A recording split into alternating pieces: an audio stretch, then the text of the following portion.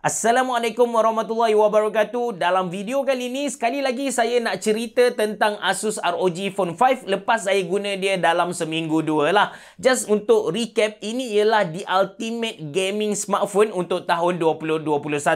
Adakah berbalik untuk anda beli gaming smartphone ni untuk anda beraya? Mewah kau. Apa-apa pun, saya nak kongsikan dengan anda 5 perkara yang saya rasa awesome dekat gaming smartphone ni dan juga 5 perkara yang saya rasa annoying kot. So, anda bersama saya, Ashraf Jeffrey, dalam channel YouTube Mona Lisa. Kalau anda belum tekan butang subscribe, pastikan anda tekan butang subscribe dan juga button loceng yang ada di tepi dia.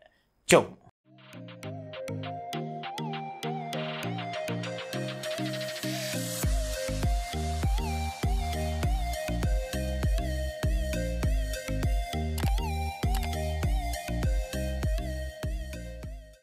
Of course, perkara pertama yang saya rasa awesome dekat Asus ROG Phone 5 ni ialah dia punya performance lah. Technical spec untuk Asus ROG Phone 5 ni memang pecah pala. Dia datang dengan chipset Qualcomm Snapdragon 888, Adreno 660, RAM 16GB, storage 256, screen dia 6.78 inci, Full HD Plus, AMOLED dengan 144Hz refresh rate dan bateri dia 6000 mAh. Sepanjang saya test Asus ROG Phone 5 ni, semua game saya boleh main dengan higher setting, sangat smooth dan user experience mantap babe.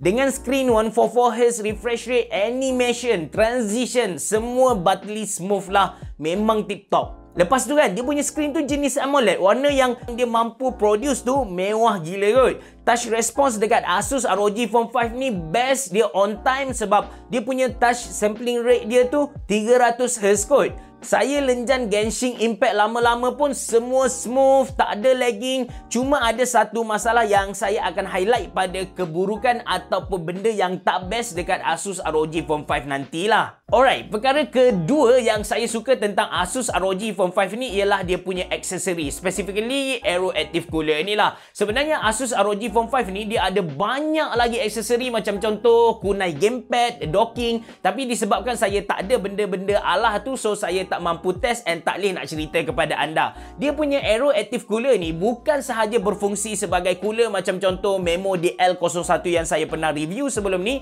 tapi dalam masa sama dia ada extra button dan logo Asus ROG yang menyala. Bila kita pasang Aero Active Cooler ni kan, logo ROG yang kat belakang ni dia akan menyala ikut setting kita dekat Asus Armoury Crate, dia punya apps tu. So tak adalah bila kita pakai Aero Active Cooler ni, logo RGB yang ada dekat belakang smartphone ni hilang. Dia diganti dengan logo RGB yang ada di belakang Aero Active Cooler ni. Kemudian dua button yang ada dekat Aero Active Cooler ni memang sedap untuk kita tekan. Satisfying gila dan lagi senang untuk digunakan compare dengan Air Trigger. Saya consider benda ni sebagai satu kelebihan sebab let's say kita ni kaya gila, kita pakai Samsung Note 20, kita mampu beli Aero Active Cooler ni secara berasingan. Tapi bila kita pasang dekat kita punya Note 20, kita still tak boleh guna dia punya aksesori ni. That's why saya consider dia sebagai kelebihan. Nak tak nak kita kena beli Asus ROG Phone 5 ni. Okey, perkara ketiga yang saya suka dekat Asus ROG Phone 5 ni ialah dia punya apps, dia punya software ataupun Asus Game Genie tu. Dari Asus ROG Phone 2 yang saya review unbox tu, sampailah sekarang saya tetap rasa kagum dengan apps yang Asus bagi kepada user dia. Interface Game Genie ni kan, dia memang user friendly lah. Senang untuk kita monitor dan tweak performance smartphone kita. Contohlah kan, dekat tepi ni kita boleh check FPS, temperature, speed processor dan kita punya X mode tu on ataupun off. Let's say kita tak nak buka Asus Genie tapi dalam masa sama kita nak monitor performance ataupun info smartphone kita ni, kita boleh keluarkan info-info ni time kita main game. Tak ada masalah. Lepas tu ada banyak lagi feature-feature gaming yang Asus offer dekat Game Genie ni, macam contoh dia punya crosshair. Crosshair ni target dekat tengah-tengah tu untuk siapa-siapa yang suka main game shooting lah. Feature crosshair ni common untuk gaming monitor sekarang lah, tapi rare untuk gaming smartphone. Then ada lagi lah feature macam makro, Air Trigger, Mark Clip dan lain-lain. Cuma seingat saya untuk Game Genie Asus ROG Phone 3 kita boleh live stream tau. Untuk Game Genie Asus ROG Phone 5 ni kita tak boleh nak buat live stream. Benda ni kan saya rasa awesome. Tapi dia sebenarnya tak praktikal sangat lah. Yang keempat, dia punya speaker. Speaker untuk Asus ROG Phone 5 ni memang one whole new level lah. Dia punya sound tu memang immersive. Lepas tu, dia punya bass, treble, kita dapat dengar dengan jelas. Dan dia punya audio level pun tinggi. Memang syok gila. Kalau saya nak exaggerate benda tu, maybe saya boleh kata kepada anda, rugi gila kot siapa-siapa yang beli Asus ROG Phone 5 tapi pakai earphone. Oh ya, lupa nak bagi tahu yang Asus ROG Phone 5 ni dia datang dengan audio jack. Jadi siapa-siapa yang suka main game dengan e-gaming earphone tu tak ada masalah bila anda guna Asus ROG Phone 5 ni lah. Saya akan buat comparison audio untuk Asus ROG Phone 5 dengan saya punya Samsung Note 10 Plus. Saya tahu audio yang anda dengar tu bukanlah 100% dari Asus ROG Phone 5, cuma saya nak anda dapat gambaran kasar. Jadi anda boleh faham apa yang saya cerita. Kejap saya buka lagu. Okey, kita play kejap.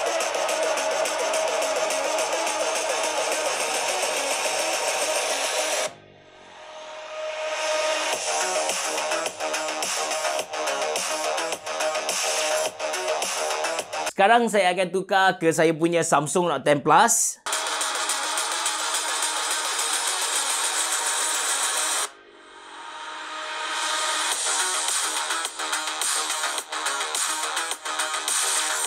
Itu comparison audio untuk Samsung Note 10 Plus dan juga Asus ROG Phone 5 lah. Okey, perkara last kali yang saya suka dekat Asus ROG Phone 5 ni ialah dia punya kamera. Kalau anda pergi dekat online, anda baca review-review, ramai yang kata kamera untuk Asus ROG Phone 5 ni tak cantik.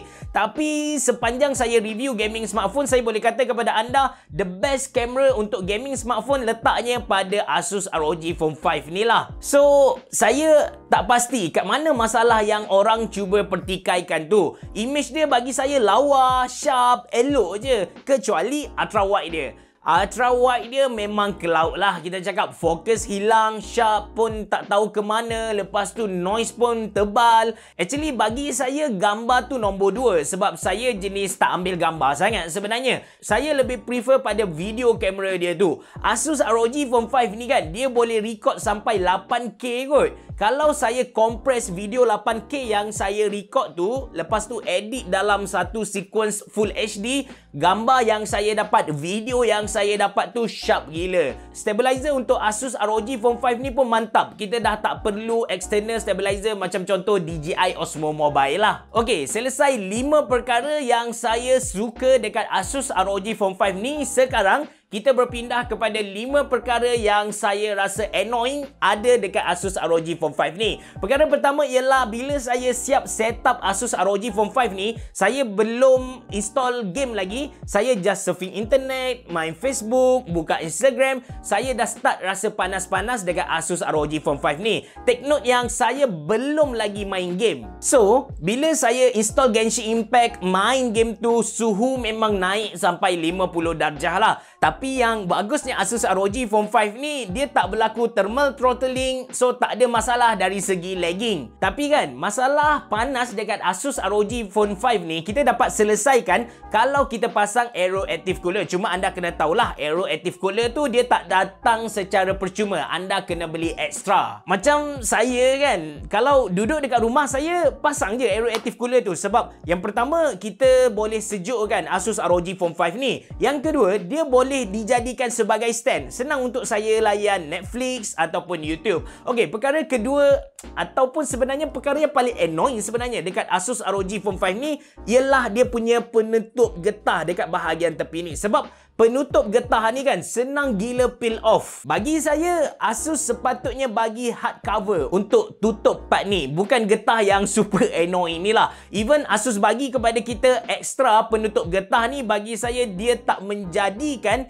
satu sebab untuk saya abaikan masalah ni. Saya tak makan rasuah. Okey, perkara ketiga yang saya tak suka ataupun annoying dekat Asus ROG Phone 5 ni ialah dia punya physical. Dari segi design memang tak ada masalah. Bagi saya, dalam banyak-banyak smartphone gaming untuk tahun 2021, design untuk Asus ROG Phone 5 lah yang paling elegan, yang paling premium, dan dia tak over sangat dalam masukkan unsur-unsur gaming tu. Macam Black Shark 4 kan, dia punya design entah apa-apa. Saya pun tak tahu kenapa Black Shark boleh datang design macam tu lah. Tapi yang tak best dekat Asus ROG Phone 5 ni ialah dia punya fizikal tu berat lebih dari 200 gram dan disebabkan hampir keseluruhan body dia dari kaca. Untuk orang yang berkulit kering macam saya ni, handset ni senang gila terlucut dari tangan, boleh jatuh dan kemungkinan untuk pecah tu tinggi lah sebenarnya. Nak tak nak saya kena guna case yang Asus bagi. Okey, case dia lawak je sebenarnya. Tapi saya personally tak suka pakai case-case ni sebab orang dah design smartphone cantik-cantik, tapi kenapa kita nak tutup dia, tukar dia punya design kepada design yang lain?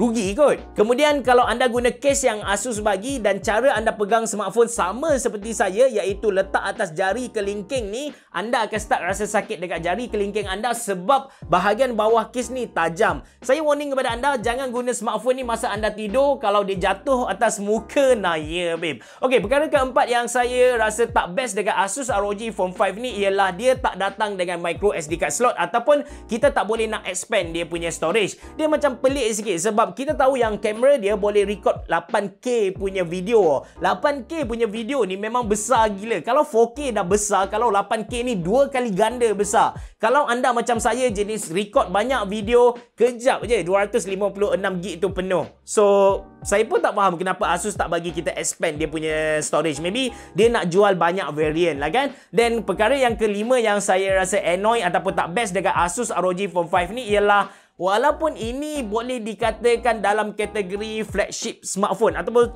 smartphone yang power kan untuk tahun 2021, tapi dia tak ada wireless charging. Untuk orang macam saya yang memang guna wireless charging, saya ada buat video review Huawei Car wireless charger sebelum ni. Saya memang guna benda alah tu. Bila saya naik kereta, bila saya masuk kereta, saya akan letak saya punya Samsung Note 10 Plus dan dia akan charge sendirilah kan. Tapi untuk Asus ROG Phone 5 ni, bila saya letak dia tak charge. Saya terpaksa cucuk kabel and benda ni macam annoy lah. Benda ni annoy. Sepatutnya 2021 semua smartphone yang kita cakap flagship ni, dia dah datang dengan wireless charger tapi Asus tarik feature tu. Saya pun tak tahu kenapa. Okey, itu 5 perkara yang saya suka dekat Asus ROG Phone 5 dan 5 perkara yang saya rasa annoy ataupun tak best. Kalau anda tanya saya, adakah berbaloi untuk anda beli Asus ROG Phone 5 ni untuk dijadikan smartphone raya anda? Bagi saya masih lagi berbaloi sebab kalau kita buat timbang-timbangan antara dia punya kebaikan dan juga benda-benda yang tak best ada dekat smartphone ni, dia punya kebaikan, dia punya kelebihan, dia punya benda-benda yang best tu lagi banyak compare dengan benda-benda annoying tadilah. Kalau anda berminat untuk beli Asus ROG Phone 5 ni, saya sediakan link kedai-kedai yang official dekat Malaysia ni yang jual Asus ROG Phone 5 ni secara rasmi, and dia sedang buat diskaun lah. Anda boleh klik link yang saya sediakan dalam ruangan description box below. Terima kasih kerana menonton. Berboh. Jumpa lagi.